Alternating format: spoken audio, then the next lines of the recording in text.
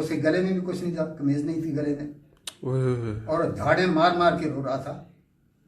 और वो कह रहा था कि हम मेरे घर के 13 अफराद थे, उफ, मेरे घर के 13 अफराद थे जिनमें से मैं अकेला बचा। उफ, उफ, उफ, उफ, उफ। अस्सलाम वालेकुम फ्रेंड्स, उम्मीद करता हूं कि आप लोग बिल्कुल ठीक ठाक होंगे, खैरियत से होंगे। सबसे पहले मैं आपसे रिक्वेस्ट ये करूंगा कि आप सब लोग मुझे इंस्टाग्राम पे फॉलो करें। वहां पे मैं अपडेट करता रहता हूं, जो भी मैं डेली लाइफ में कर रहा होता हूं सुबह से लेकर शाम तक, वो अपडेट कर रहा होता हूं इंस्टा पे हर घंटे बाद, 2 घंटे के बाद। उसके अलावा जो भी मेरा यूट्यूब पे व्लॉग आना होता है वो मैं पहले से ही इंस्टा पे, जो मेरी फैमिली है, यूट्यूब फैमिली भी है, इंस्टा फैमिली भी है, उनको मैं सबसे पहले इन्फॉर्म कर देता हूँ कि व्लॉग किस टाइम आना है। तो प्लीज़ वहाँ पे जाके फॉलो कर लें। मैंने वीडियो की डिस्क्रिप्शन और मैसेज के अंदर इंस्टाग्राम का लिंक दिया हुआ है, और इस वीडियो के ऊपर कहीं पे जो है वो लिंक आ रहा होगा इंस्टाग्राम का, तो जाइए फॉलो कर लीजिए। जिन लोगों ने अभी तक चैनल को सब्सक्राइब नहीं किया वो काइंडली सब्सक्राइब कर लें। बेल आइकॉन का बटन प्रेस करना मत भूलिएगा, ताकि आपको हर नई आने वाली वीडियो की नोटिफिकेशन टाइम पे मिलती रहे। जैसे आपने थंबनेल में देख लिया आज, और टाइटल में भी देख लिया, आज अबू जी के साथ इंटरव्यू है। तो आइए इंटरव्यू को स्टार्ट करते हैं। अस्सलाम वालेकुम अबू जी, कैसे हैं आप? ठीक ठाक हैं? वालेकुम अस्सलाम, बिल्कुल ठीक हूँ बेटे। अच्छा अबू जी, हमारे कुछ व्यूअर्स ने रिक्वेस्ट की थी कि मैं आपसे कुछ सवालात करूं अबाउट प्री पार्टीशन और पार्टीशन और पोस्ट पार्टीशन के मुतल्लिक, जब हिंदुस्तान जो है वो अलहदा हुआ था, पाकिस्तान और हिंदुस्तान। तो उसके मुतल्लिक जो है वो व्यूअर्स ने पूछा था कि आप अपने वालिद साहब से सवालात कीजिए। तो मैंने सोचा कि आज आपसे जो है ना वो कुछ क्वेश्चंस कर लिए जाएं अपने व्यूअर्स के लिए। तो अबू, मेरा पहला क्वेश्चन है आपसे कि अबू, ये जो मेरे व्यूअर्स हैं ये जानना चाहते हैं कि आपका नाम क्या है? हाँ, मेरा नाम कासिम अली है। और ये बड़ी इंटरेस्टिंग बात है कि हम 3 भाई थे, सबके साथ अली का नाम आता था। अहमद अली, कासिम अली, सरदार अली। मेरा नाम कासिम अली था। एक दिन खेलते हुए किसी बुज़ुर्ग ने मुझे मियाँ कह के बुला लिया, और उसके बाद ये मेरा नाम परमानेंट हो गया, मियाँ कासिम अली। अच्छा, सही, ठीक हो गया। अच्छा अबू जी, आपकी उम्र कितनी है? मैं जहाँ तक तो इसका ताल्लुक है कि कागजात में कितनी उम्र लिखी हुई है, वो तो है 15 दिसंबर 1938। लेकिन मेरी वालदा साहिबा, जो कि बड़ी नेक खातून थी लेकिन पढ़ी लिखी नहीं थी, तो उन्होंने मुझे बताया था कि तुम्हारी पैदाइश जेठ के महीने में हुई थी। यानी देसी महीना जेठ, अच्छा, जेठ का महीना। जो अंग्रेजी महीना मई बनता है। तो अच्छा, इसलिए मेरा ख्याल है कि 6 महीने मेरी डेट ऑफ बर्थ ज़्यादा लिखी हुई है। अच्छा, ठीक हो गया। और वो ये लिखी उस वक्त गई थी जब पाकिस्तान बनने के बाद आके मैं स्कूल में दाखिल हुआ था। तो मेरे चाचा साहब जो मेरे साथ बहुत प्यार करते थे, उनका नाम मियाँ गुलाम हसन था, तो वो मुझे साथ लेके गए थे स्कूल दाखिल कराने के लिए। तो टीचर ने पूछा कि कितनी उम्र लिखूं, तो उन्होंने कहा लिख दीजिए 9 साल। तो उन्होंने, टीचर ने अपनी मर्जी से 15 दिसंबर 1938 लिख दी। अच्छा, ज़बरदस्त। मतलब वो दादी अम्मा मुझे भी याद है कहा करती थी, पता नहीं कौन से मौसम में आप पैदा हुए थे। अच्छा, तो अच्छा अबू, जब पाकिस्तान बना था उस वक्त आपकी क्या उम्र थी? यानी कि 14 अगस्त 1947 को बना था पाकिस्तान। उस वक्त 8 और 9 साल के दरमियान थी, क्योंकि मैं उस वक्त चौथी जमात में पढ़ता था। अच्छा, 8 और 9 साल के दरमियान, ठीक हो गया। अच्छा अबू, ये बताएं कि आप हिंदुस्तान के कौन से गांव के रहने वाले थे, और वो कौन सा इलाका था? ये अल्लाह ताला का बहुत करम है, और अल्लाह ताला की बड़ी मेहरबानी है कि इस उम्र में भी मेरी याददाश्त काफ़ी अच्छी है, और मेरे सामने नक्शा है उन तमाम इलाकों का। तो हमारे गांव का नाम था जंडवाला मीरा संगला। जंडवाला मीरा संगला। अच्छा, तो मीरा संगला जो थे, संगला हमारी कास्ट है, राजपूतों की एक सब कास्ट है संगला। तो जो राजस्थान में भी वहाँ सांखले कहलाते थे, अच्छा, हमारे इलाके में संगले कहलाते थे। और जो साहिवाल डिस्ट्रिक्ट है, वहाँ भी 4-5 गांव हैं संगलों के, वो सगले कहलाते हैं। तो हर इलाके के एक्सेंट के मुताबिक वो लफ्ज़ था। तो राजपूत संगला राजपूत थे हम, और मीरा संगला जो थे हमारे मेरे दादा साहब के दादा थे। उन्होंने वो गांव आके बनाया था जब इस इलाके में पहली दफ़ा ब्रिटिश गवर्नमेंट में आके नहरें लगी थी, ये इलाके आबाद होने लगे थे। तो वो राजस्थान से आके इस इलाके में आबाद हुए और उन्होंने इस गांव में आके अपनी ज़मीनें आबाद की। जो उस वक्त तो चरागाहें पहले तो होती थी, और उन्होंने जानवर रखे हुए थे, उन्होंने भैंसें गायें रखी हुई थी, बहुत ज़्यादा तादाद में, सैकड़ों की तादाद में होती थी। तो और फिर उसके बाद ज़मीनें काश्त होनी शुरू हो गई जब नहरें लगीं। तो लिहाजा मीर खां उनका नाम था, जंड वाला मीरा संगला इसलिए उस गांव का नाम था। अच्छा, आपके दादा जान का नाम क्या था? मियाँ जैमल खां। अच्छा, मियाँ जैमल खान। मेरे वालिद साहब का नाम मियाँ नूर हसन, और दादा साहब का मियाँ जैमल खां, और दादा साहब का नाम मियाँ सुल्तान खां, और उनके वालिद साहब का नाम मीर खां। अच्छा, तो यानी कि मतलब खान लगता था एंड में। बस उस इलाके में ये था कि इज्जत के साथ मियाँ भी लगाते थे और खान भी लगाते थे। जितने भी जिम्मेदार फैमिलीज थी उनके नाम के उस इलाके में उनके नाम के पहले मियाँ आता था। तो खान वो राजपूत होने की वजह से पहले जब मुसलमान नहीं हुए थे तो उस वक्त सिंह लगता था साथ उनके। जैसे बाद राजपूतों की कास्ट ऐसी हैं जो अपने साथ सिंह का वर्ड लगाते थे। तो जो जब मुसलमान हो गए तो फिर वो खान का लफ्ज़ लगाना शुरू कर दिया उन्होंने। अच्छा, एक चीज़ अब्बू जी भूल गए हैं, वो ये है कि आपने बता तो दिया कि कौन सा गांव था इंडिया के अंदर, लेकिन वो अपना उसका महल हाँ जी, उस कौन सा इलाका था? इलाका कौन सा था? तो उस वक्त पंजाब का इलाका था ये, और पंजाब का फिरोजपुर डिस्ट्रिक्ट, ये बहुत बड़ा डिस्ट्रिक्ट था उस वक्त। अच्छा। हमें चौथी जमात में जो जोग्राफिया पढ़ाया गया था फिरोजपुर का, तो हमें बताया गया था कि फिरोजपुर की ये तहसीलें हैं: फिरोजपुर, मोगा, ज़ीरा, मुख्तसर, फाजिलका। अच्छा। और सब तहसील अबोर और सब तहसील नथाना। ये हमें जोग्राफिया पढ़ाया गया था उस वक्त। तो मैंने फाजिलका देखा हुआ है, और फाजिलका ये वही फाजिलका है जिसका जिक्र हमारी 1965 की जंग में बहुत आता था, फिर 1971 की जंग में बहुत आता था, और जहाँ पे हमारे मेजर शब्बीर शहीद साहब शहीद हुए थे। अच्छा। ये वो इलाका था। और हेड सुलेमान की जो दरिया सतलुज के ऊपर है जी, इसके करीब है फाजिलका, और हमारा गांव हेड सुलेमान की से तकरीबन 12 मील के फासले पे था। अच्छा जी। और इंडियन बॉर्डर से हमारा गांव तकरीबन 3-4 मील के फासले पे था। अच्छा जी। और हमारा करीब तरीन जो पाकिस्तान का बॉर्डर लगता था वो बहावलनगर डिस्ट्रिक्ट का बॉर्डर था। अच्छा। और हमारे गांव के इर्द गिर्द हिंदुओं और सिखों के गांव थे। अच्छा जी। उन गांवों के नाम भी मैं जानता हूँ। तो ठीक हो गया। अच्छा, अबू जी ये बताएं कि आपने हिंदुस्तान के कौन कौन से इलाके देखे हुए थे? इसलिए मैंने वो इलाके जो देखे हुए थे उसकी वजह ये थी कि मेरे ननिहाल राजस्थान में थे, रियासत बीकानेर में। बीकानेर रियासत राजस्थान में जो है जी जी, तो बीकानेर रियासत, तो वहाँ पे मेरे ननिहाल थे। तो हमें वहाँ आना जाना पड़ता था, हर साल वहाँ जाते थे। और ख़ास तौर पे अक्टूबर के महीने, सितंबर के एंड में और अक्टूबर के शुरू में जाते थे, जब वहाँ पे तरबूज का मौसम होता था। अच्छा। तरबूज, वहाँ के तरबूज और ककड़ी, हाँ, बारानी ज़मीनें होती थी। अच्छा। वहाँ नहरें नहीं लगी होती थी। अच्छा जी। तो वहाँ पे बारानी ज़मीनों में वो जब बारिश होती थी तो वो उसमें बीज फेंक देते थे तरबूज के और ककड़ी के जी। तो वहाँ पे टिब्बे होते थे, उनके ऊपर बड़े बड़े तरबूज, हैवी तरबूज पड़े हुए थे, ह्यूज किस्म के। अच्छा। और ककड़ी भी वहाँ की बड़ी ही खुशबूदार और बड़ी लजीज होती थी।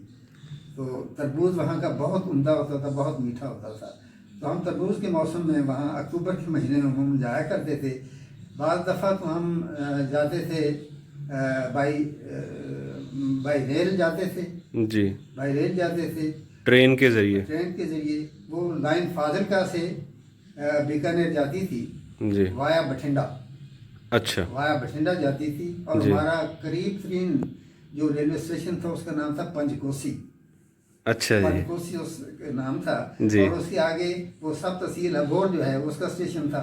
और अच्छा। फिर उसके आगे रात को ट्रेन चलती रहती थी। फिर आखिर में हम भी सोए होते थे जी। गाड़ी में। जी। तो जब पहुंचते थे रात को तो बठिंडा आ गया तो होता था, अच्छा। बठिंडा में उतरते थे। जी। और ये भी मैं आपको एक बड़ी एक बात लतीफ़े की सुनाता हूँ जी। कि बठिंडा में ही मैंने पाकिस्तान बनने से 2 साल पहले जी। रात के टाइम जब हम वहाँ स्टेशन पे ठहरे हुए थे तो मेरे वालिद साहब ने जी। वहाँ पे मुझे बिजली का पंखा पहली दफ़ा दिखाया, जी। जो स्टेशन मास्टर के कमरे में लगा हुआ था।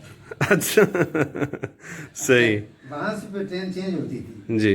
बठिंडा से ट्रेन चेंज होती थी जी। जो बीकानेर स्टेट को जाती थी। अच्छा। हाँ, तो वहाँ पे एक बड़ा स्टेशन था, जी। कोट हनुमानगढ़। अच्छा जी। कोट हनुमानगढ़। कोट हनुमानगढ़। हाँ, अच्छा। तो हम उस स्टेशन से जाके उतरते थे। जी। या फिर उससे आगे एक छोटा स्टेशन होता था जी। जो मेरे ननिहाल के गांव के ज़्यादा करीब था। जी। उसका नाम था धौलीपाल। अच्छा। उसका नाम था धौलीपाल। अच्छा जी। तो जब हम वहाँ उतरते थे ट्रेन से तो आगे सवारियाँ आई होती थी, ऊँट लेके आए हुए थे हमें लेने के लिए। अच्छा। अच्छा, अच्छा। एक तो सफ़र ये होता था हमारा बाई ट्रेन, अच्छा जी। और दूसरा सफ़र होता था ऊँट के ज़रिए से। अच्छा, ऊँट के जरिए से। ऊँट के ज़रिए से वो भी मैंने ऊँट का सफ़र 40 मील चूँकि फासला था। 40 मील। ऊँट के ज़रिए से जाते थे तो उस तरफ से शॉर्ट था फासला। अच्छा। और वह 40 मील का फासला होता था। जी। तो ऊँट की सवारी करते थे हम। अच्छा जी। और मेरे वालिदैन और मेरे भाई भी हमारे साथ सवार होते थे। अच्छा जी। और एक हमारे उनको उस वक्त हम दादा इज़्ज़त से कहते थे, वैसे हमारे मिरासी होते थे। जी। जी। तो उनको दादा कहते थे हम इज़्ज़त से। अच्छा तो जी। वो एक घोड़े पे साथ साथ सवार होके वो जाते थे। ज़बरदस्त हो गया। और कुछ और कोई इलाका देखा हुआ है इसके अलावा? फाजिल का देखा हुआ है, इसके अलावा और तो नहीं देखा। अच्छा। चल। इर्द गिर्द के गाँव जो 2-3 गाँव थे जी। वो मैंने देखे हुए थे। जैसे हिंदुओं के गांव थे, एक रूपनगर था, जी। एक दुल्ले वाला था, जी। और एक पतरे वाला था, जी। और एक आदम वाला था। बिल्कुल ये सही। गांव मैंने उसमें देखे। ठीक हो गया। आदम वाला और पतरे वाला में सिखों की भी काफ़ी आबादी थी और वो सब अच्छे खासे जिम्मेदार थे। अच्छा। हमारे अपने गांव में मुसलमानों की आबादी बहुत ज़्यादा थी। चंद एक 5 तकरीबन 7-8 घर हिंदुओं के थे और वो भी उनकी छोटी छोटी दुकानें थीं। जी। तो इर्द गिर्द के जो हिंदू गांव थे उनमें हिंदू जिम्मेदार रहते थे। अच्छा जी। सही। चलें आगे बढ़ें फिर। हाँ। अच्छा, अबू अगला जो क्वेश्चन है ना वो ये है कि आप पाकिस्तान बनने से पहले कि अपने आंखों देखे मुसलमानों और गैर मुस्लिमों के आपस में ताल्लुकात के मुतल्लिक कुछ बताएं मुझे। मतलब मुझे नहीं, अपने व्यूअर्स को बताएं।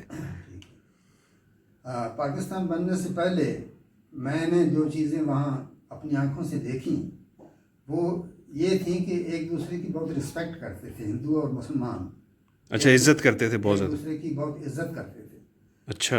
और उसमें इर्द गिर्द जो जिम्मेदार थे उनसे ताल्लुकात होते थे, शादी ब्याह वगैरह पे आना जाना। जी। मेरे ननिहाल पे भी 2 घर सिखों के थे। जब हम वहाँ जाते थे तो वो बाकायदा हमें खाने की दावत दिया करते थे। अच्छा। और हम उनकी दावत पे जाते थे।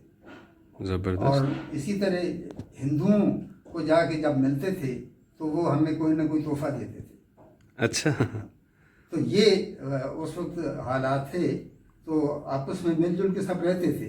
जो हिंदू मुजारे थे जी। उनका एटीट्यूड ज़रा मुख्तलिफ होता था, क्योंकि वो बाकायदा हिंदू की एक ज़हनियत जो होती है उस पे काम करते हुए आते थे कि जिससे कुछ लेना हो या जिससे कोई काम हो तो उसके आगे हाथ भी जोड़ दो, आगे सर भी झुका दो।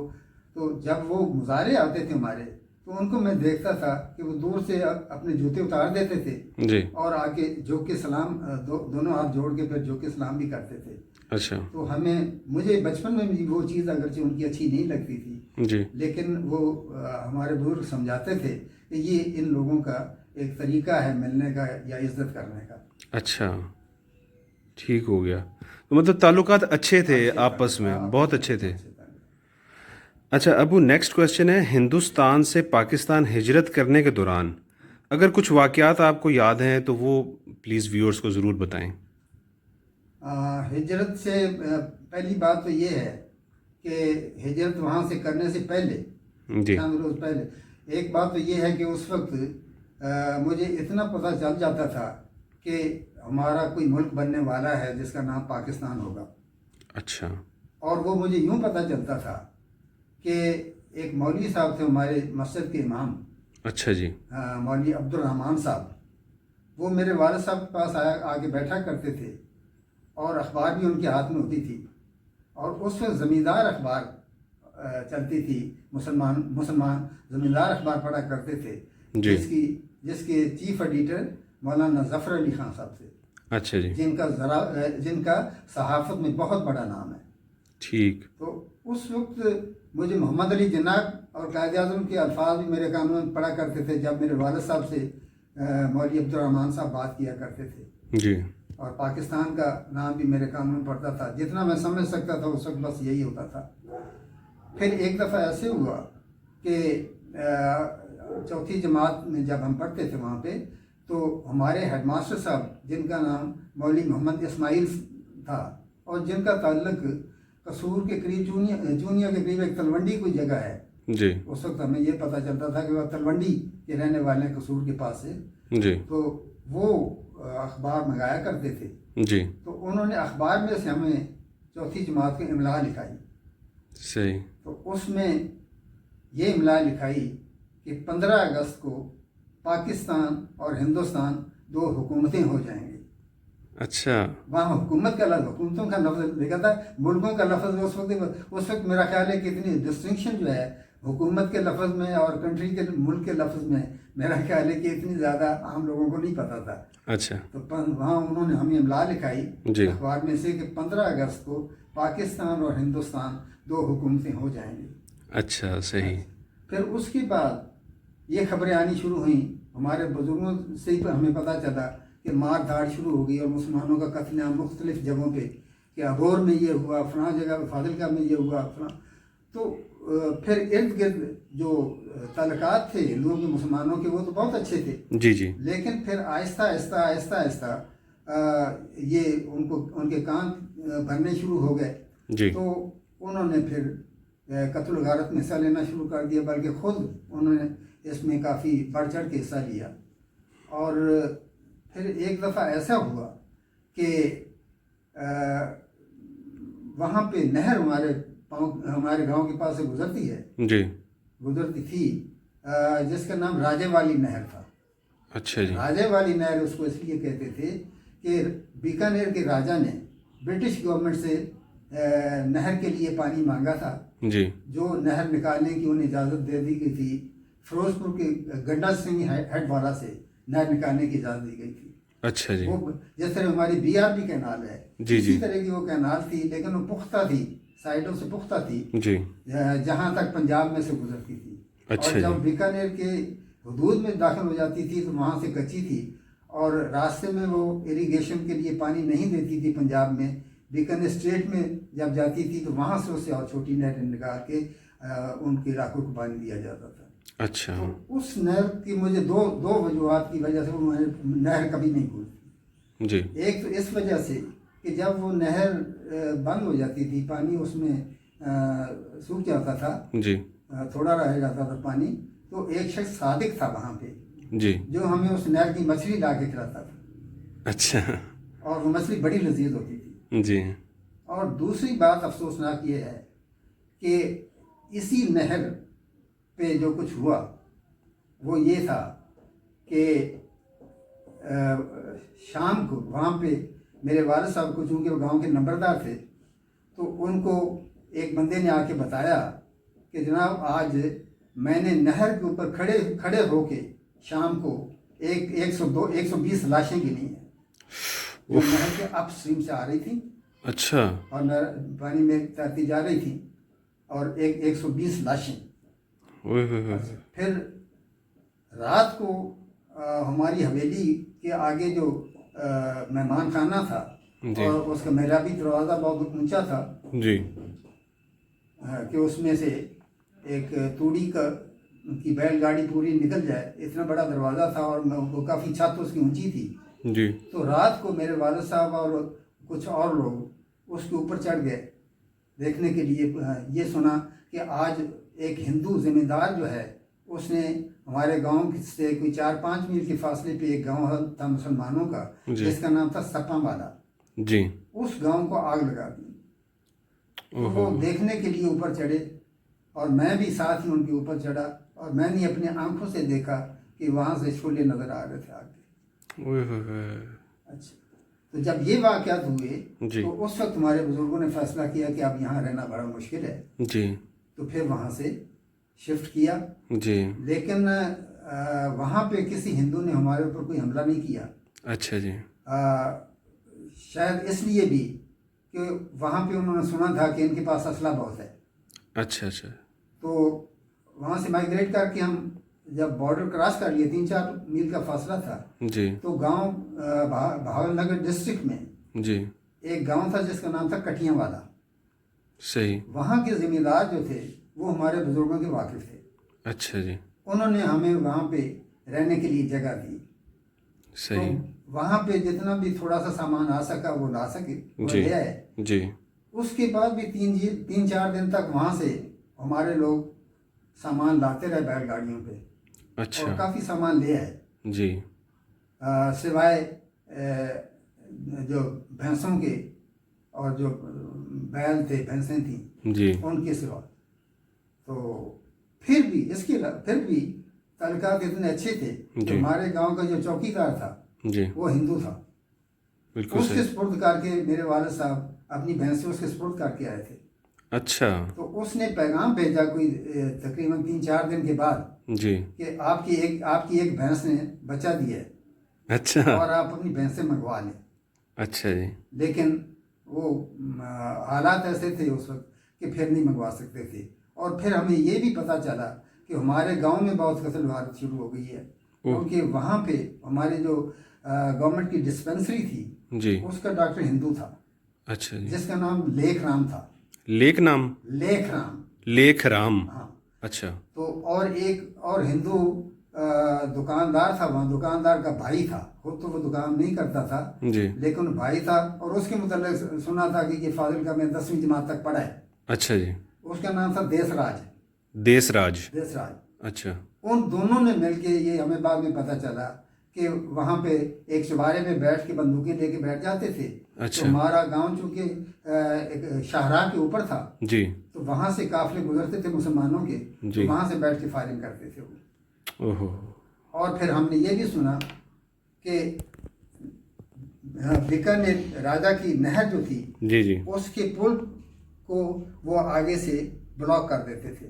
अच्छा। और वहाँ से जो मुसलमान काफिले आते थे जी तो उनको मार मार के कत्ल गारत करके नहर में फेंकते जाते थे।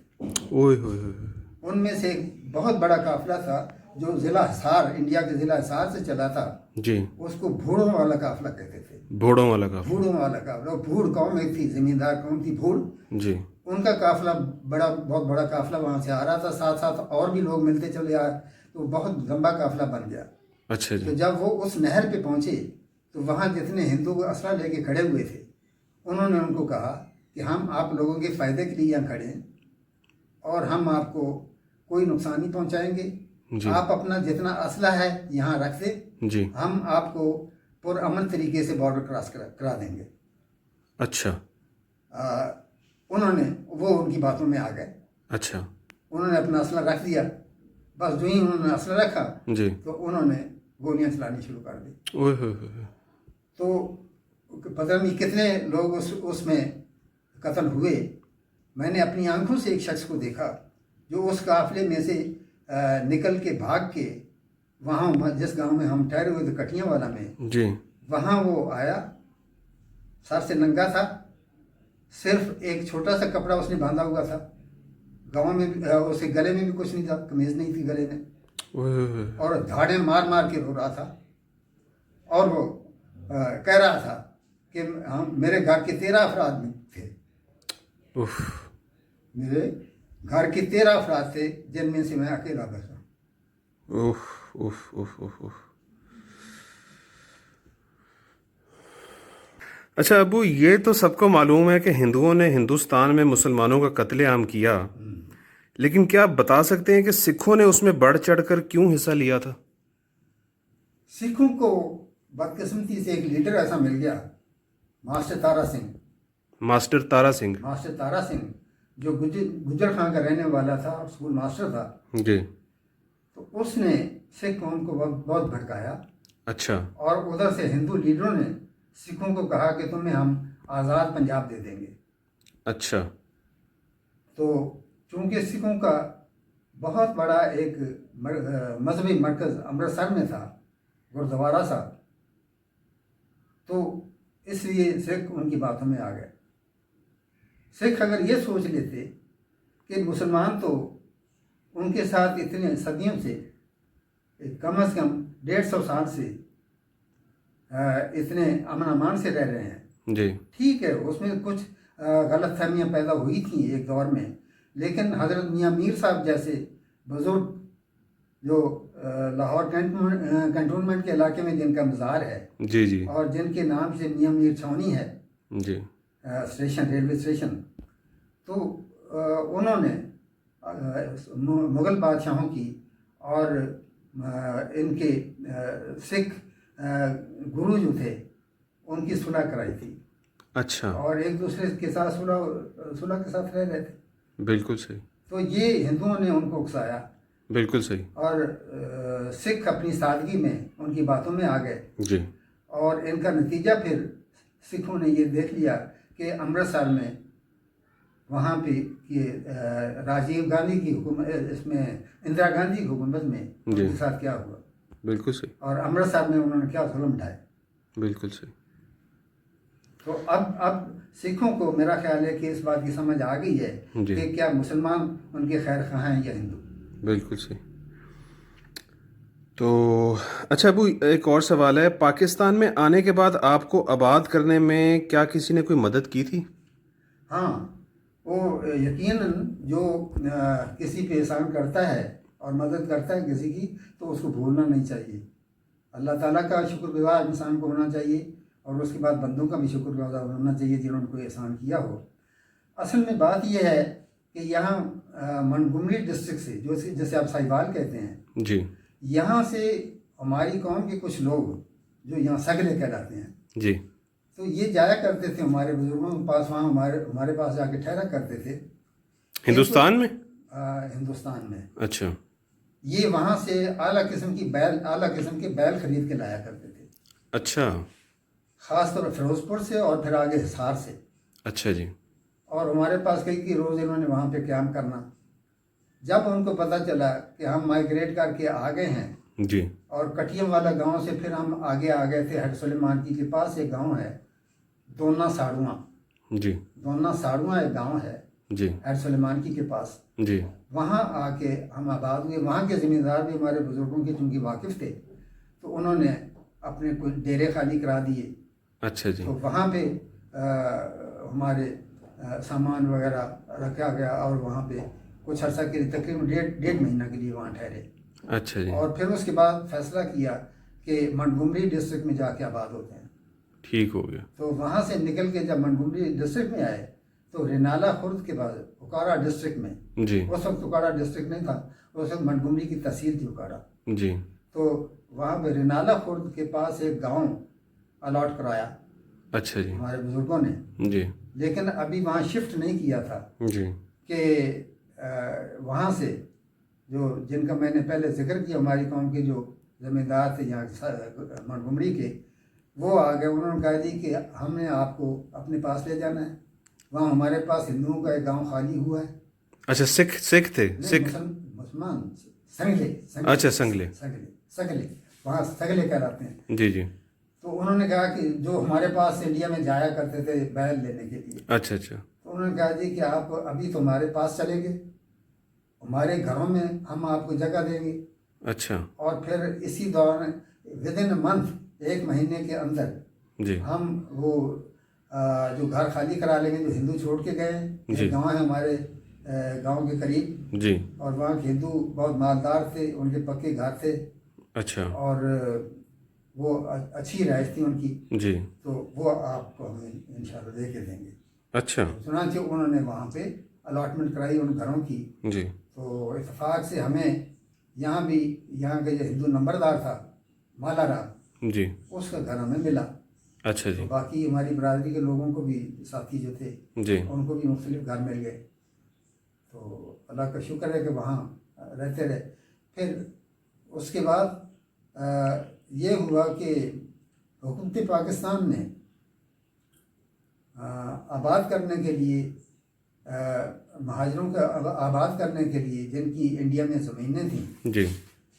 उनको 1 एकड़ फी कस, यानी एक फ़र्द के लिए 1 एकड़ ज़मीन उन्होंने अलाट की। जी। जिस घर के 10 फ़र्द थे उसको 10 एकड़, जिसके 5 फ़र्द थे उसको 5 एकड़।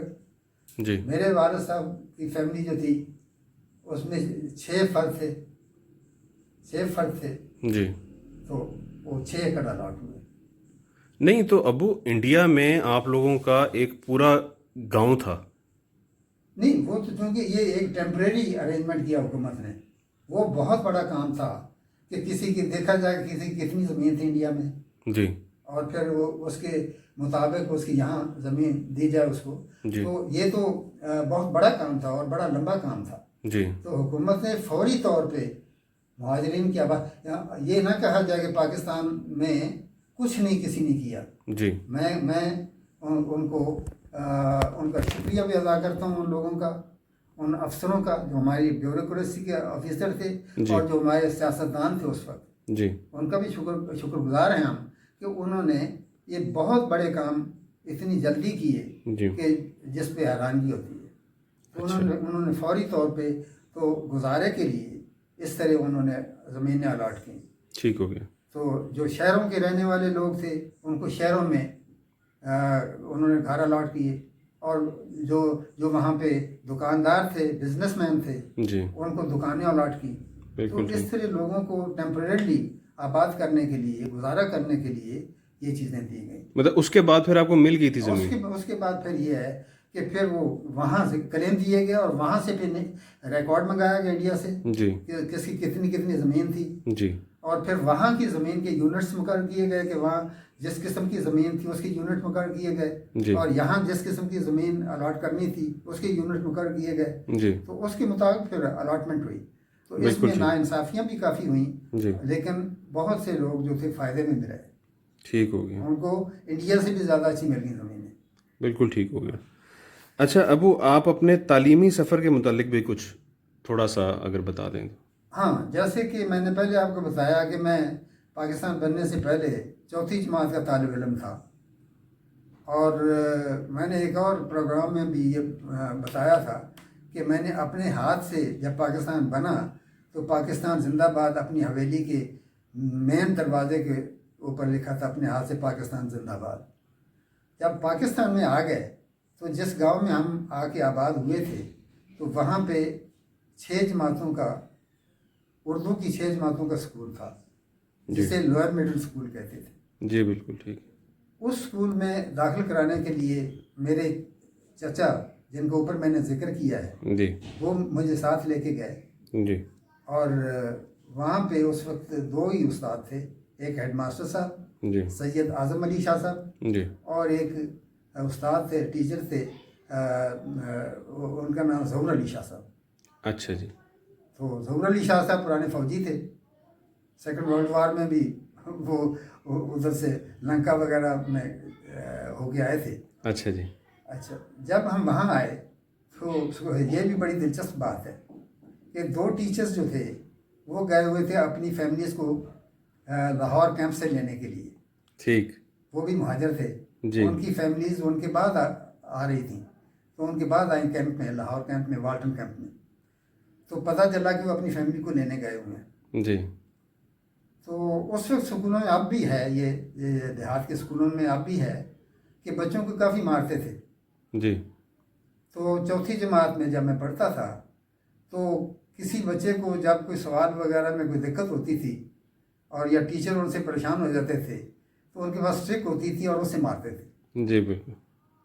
और साथ ये भी कहते थे कि मैं तुम्हें क्या मारता हूँ, तुम्हें पता चलेगा जब मास्टर ईसा और मास्टर फतेह मोहम्मद आएंगे कि मार क्या होती है। अच्छा। तो हमारे दिमाग में एक डर बैठ गया कि मास्टर फतेह मोहम्मद साहब और मास्टर ईसा साहब पता नहीं कितनी बड़ी बला है और वो पता नहीं हमारे साथ क्या सलूक करेंगे। अच्छा, तो बहरहाल वहाँ से मैंने 6 जमातें पास की जी। और उसके बाद चूँकि साहिवाल हमारे गांव से तकरीबन 11 मील था जी। और मेरी उम्र इतनी नहीं थी कि मैं साइकिलिंग करके साहिवाल से आना जाना इतना कर सकता था जी। तो मेरी फूफो ने, जो उस वक्त आरिफ वाला करीब उनका गांव था जी। और आप भी है, तो अल्लाह ताला उन्हें जन्नतुल फिरदौस नसीब करे, वो फौत हो गई हैं। आमीन। तो उनके पास मेरे पेरेंट्स ने मुझे छोड़ दिया कि आरिफ वाला क्योंकि वहाँ से करीब है जी। तो स्कूल आने जाने में आसानी होगी। तो लिहाजा मैंने आरिफ वाला NSC हाई स्कूल, एक ही हाई स्कूल होता था उस वक्त आरिफ वाला में जी। Notified area committee high school जी। और बड़ा अच्छा स्कूल था। मैं देखता हूँ आज भी मुझे रश्क आता है और मुझे इज्जत से मेरा दिल लबरेज उन उस्तादों के लिए जिनसे हम पढ़े थे, ख़ासतौर पे हमारे हेड मास्टर साहब और सूफी राज हुसैन साहब उनका नाम था जी। और काजी साहब, अच्छा। काजी अब्दुल रहमान साहब। जी। तो दे वर वर्सेटाइल टीचर्स। सही। सूफी राज हुसैन साहब इंग्लिश के वर्सेटाइल टीचर थे जी। और काजी साहब मैथमेटिक्स के वर्सेटाइल टीचर थे और सिर्फ मैट्रिक को भी पढ़ाते थे। अच्छा जी। सही। तो वहाँ से मैंने मैट्रिक किया। उसके बाद गवर्नमेंट हाई स्कूल मंटगोमरी से मैंने ग्रेजुएशन की। जी। फिर उसके बाद फिर BA ऑनर्स किया ना आपने? BA ऑनर्स किया मैंने। उस वक्त ऑनर्स की क्लासेस पहली दफ़ा हमारे कॉलेज में इंट्रोड्यूस हुई थी। हाँ जी, बिल्कुल। तो मैंने हम में से क्लास के 150 लड़कों में से 40 ने ऑनर्स की क्लासेस के लिए ऑप्ट किया, लेकिन जब एग्जामिनेशन फ़ी भेजी गई तो 40 में से 11 ने भेजी। ठीक हो गया। और जब रिज़ल्ट आया जी। तो अल्हम्दुलिल्लाह मैं उसमें पास था अकेला। अच्छा, अकेले ही पास हुए थे। चलिए, सही है। उसके बाद फिर LLB किया मेरे ख्याल में? उसके बाद मैंने LLB किया और मैंने PCS से प्रोविंशियल सिविल सर्विस यानी प्रोविंशियल सिविल सर्विस कमीशन का इम्तहान पास किया। जी जी बिल्कुल। और फिर CSS का इम्तहान पास किया। जी। तो फिर मैं इनकम टैक्स से ग्रेड 20 में रिटायर हुआ। बिल्कुल सही। अच्छा, अब वो थोड़ा सा बस आगे ना अपनी अमली ज़िंदगी में क्या किया, बस वो एक छोटा सा, मतलब वो तो बता ही दिया मेरे ख्याल में आपने कि एज अ कमिश्नर रिटायर हुए आप ग्रेड 20 से इनकम टैक्स से। चलें, थैंक यू सो मच अब्बू जी आपके टाइम के लिए और बहुत शुक्रिया आपका। तो मैंने कहा व्यूअर्स ने क्वेश्चंस पूछे थे। आई होप उनको पसंद आया होगा। जी, आई होप आपके व्यूअर्स को पसंद आया होगा जी। अब ये अपने व्यूअर से मैं ये रिक्वेस्ट करता हूँ कि वो आपको सब्सक्राइब करें, आपके प्रोग्राम्स को सब्सक्राइब करें और फिर ये भी कि सपोर्ट करते रहें। इंशाल्लाह जी, ज़रूर इंशाल्लाह फुल सपोर्ट करेंगे। आपके कहने पे ज़रूर वो सपोर्ट करेंगे मुझे। तो दोस्तों, इसको फिर यहीं पे वाइंड अप करते हैं। तो अगर आपको वीडियो पसंद आई है तो कमेंट कीजिएगा, लाइक कीजिएगा, इसको अपने फैमिली मेम्बर्स के साथ ज़रूर शेयर कीजिएगा। तो शुएब कासिम को कल तक के लिए इजाज़त दीजिए और अबू जान को भी इजाज़त दीजिए। अल्लाह हाफ़िज़।